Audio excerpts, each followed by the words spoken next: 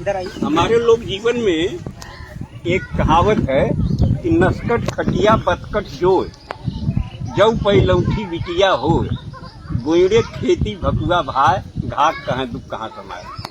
तो ये 3-4 चीजें कष्ट कर, इसी का थोड़ा सा विस्तार किया गया, एक नई बात मिल जाएगी। कविताई का शीर्षक है चकचोन्हरी चाची। इसको बहुत मंचों पर पढ़ा गया है, आकाशवाणी से पढ़ा गया, लोग पसंद करते हैं। वो शुरू करता है कि चकचोन्हरी चाची कहत रहल नस्कट खटिया दुखदाई हो, बतकट मेहरारू अगर मिलल तो रचको नहीं भलाई हो, गर गोइड़े खेती बारी हो, पीठी पर भकुआ भाई हो, तो जाने अपने पूर्वज का बिगड़ल कुछ कर्म कमाई हो। सुधई बुधई दोनों भाईन में प्रेम रहल, खूब पटत रहल, ये जहाँ रहल संतुष्ट रहल, जेहन जांगर से खटत रहल।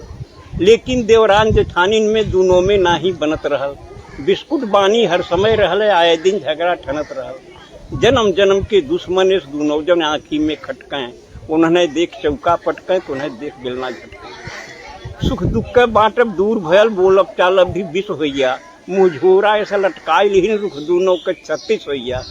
गभुरा गजब बोली बोले आपस में दोनों जरई लगिन, वो बरई लगिन भीतर भीतर अपने दुल्हन के भरई लगिन। भाई इनके पावन रिश्ता में दोनों मिल गजब गिराई दीन, और दिन रात कान फूकत फूकत पानी में आग लगाई दी। हाँ, ताना तानी में बात बढ़ल, फिर भाईन में खटपट होइया, कुछ बनल गिरस्ती बिगड़ गई, खेती बाड़ी चौपट होइया।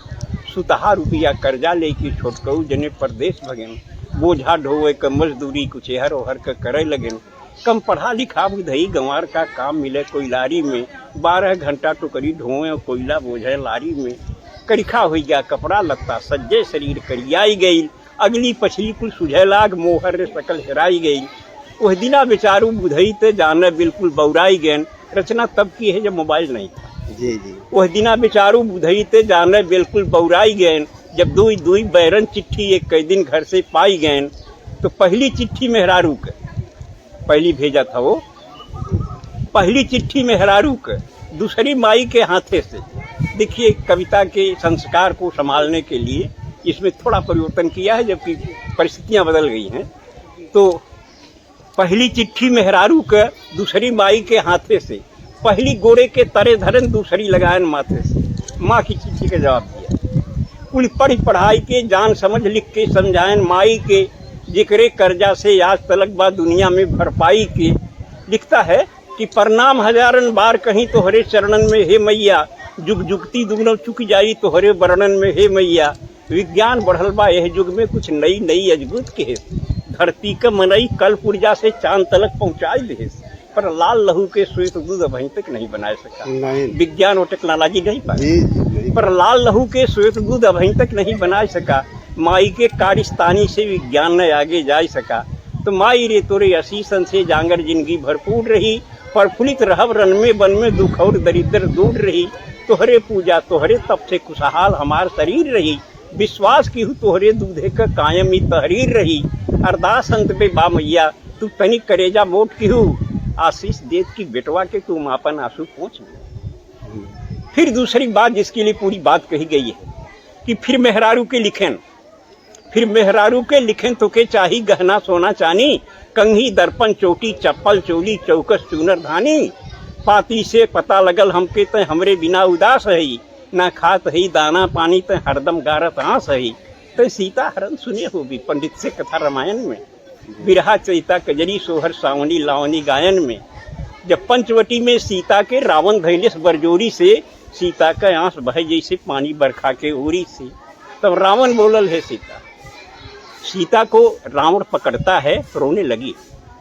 रावण ने कहा रो रही हो सीते, दशरथ के भंडार में बड़ा सोना चांदी था, जनक के पास भी सोने चांदी की कोई कमी नहीं थी, लेकिन तुम्हारी पति के प्रति निष्ठा अविचल थी, अटल निष्ठा थी, इसलिए तुमने सोने चांदी की तरफ देखा नहीं, राम के साथ चली आई।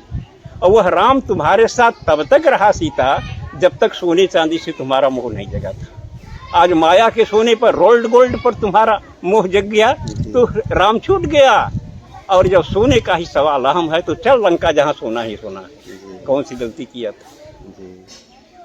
जब पंचवटी में सीता के रावण धैलेस बरजोरी से सीता का आंस बहे जैसे पानी बरखा के ओरी से। तब रावण बोलल, हे सीता, जब भयल राम वनवास रहल, दशरथ के महल अटारिन में सोनन का हास विलास रहल, लेकिन ना मोह भयल तोहके तब राज और राजधानी पर, तू लात मार के चली आऊ दशरथ के सोना चानी पर। तब पति का प्रेम मिलल सच्चा, कंडीशन थी। तब पति का प्रेम मिलल सच्चा, विश्वास राम में बना रहा, सोना का सूरत दूर रहल, विश्वास पति में घना रहा। माया का सोना हिरन देख जब लालच लोभ त्योहार बढ़ल, पति प्रेम भुलायल, सोना का जब विकट कपारे भूत चढ़ल, तो दुर्गत का पहरा आयल, किस्मत करम फूटल सीता। सोना के भारी लालच में लपट के साथ छूटल सीता। सोना का चाह तो है बाटे, तब तक बेकार कुल रोना हो, अब चला चली लंका नगरी जोने में सोने सोना।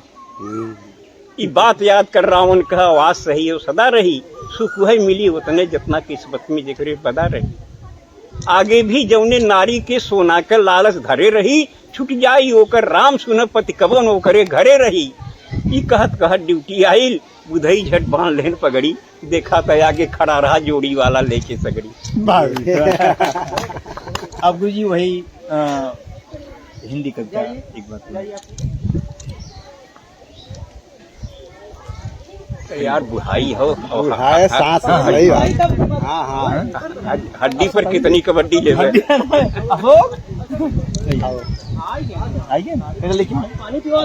ठीक है बैठिए, मैं सुना दे रहा हूँ। और नमामि गंगे कहाँ इस पर बहुत चल रहा है। सब लोगों ने अपनी अपनी और क्षमता के अनुसार, शैली के अनुसार कहा। लोक भाषा में से नहीं, अखड़ी में देखिए। घोर प्रदूषण से गंगा बौखलाई, सीधे स्वर्ग के सम्राट के द्वार पर आई, जोर से गुहार लगाई, दुहाई हो स्वर्ग के सम्राट की, मैं तो न घर की हुई घाट की। धरती स्वर्ग से मैं धरती का कलुष हरने गई थी, भगीरथ के पुरखों को साप मुक्त करने गई थी, लेकिन अब मुझे अपने आप पर रोना आ रहा है, मेरा अस्तित्व ही डगमगा रहा है।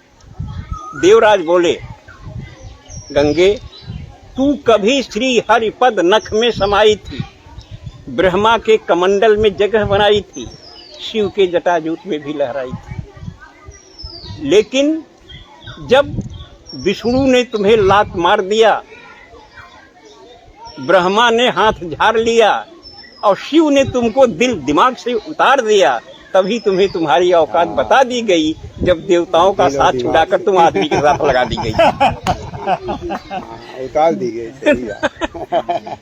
तभी तुमको तुम्हारी औकात बता दी गई, जब देवताओं का साथ छुड़ाकर तुम आदमी के साथ लगा दी गई। गंगे तो युगों से तुम धरती का कलुष पी रही हो, एक छटपटाहट भरी जिंदगी जी रही हो।